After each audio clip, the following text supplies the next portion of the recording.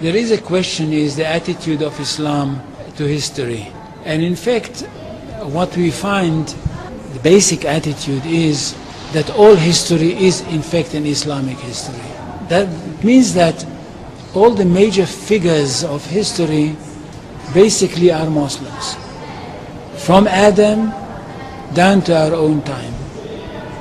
So if the Jews or the Christians are demanding something and basing it on the fact that there was a king called Solomon, or a king called David, or a prophet called Moses, or Jesus, then of course what they are doing, they are saying something which is not true, or in fact they don't know that all these figures were basically Muslim figures.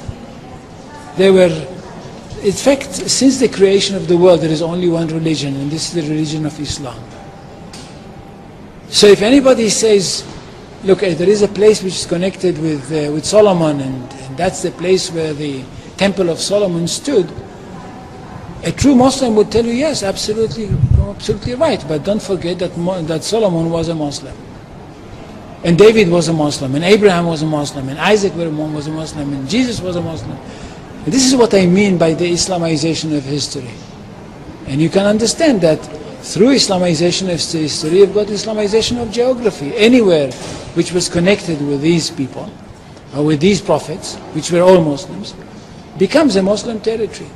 And therefore, when Islam was not in that area before Muhammad came to it, but it should have been there.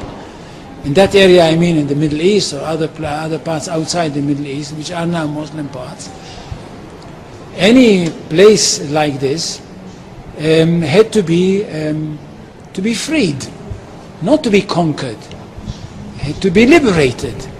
So Islam appeared in history in the time of Muhammad, or reappeared in history from their point of view, reappeared in history as a liberator. And therefore there is no Islamic occupation. If somebody occupied anything, it would be always somebody else, not the Muslims. So there is no Islamic occupation, there is only Islamic liberation.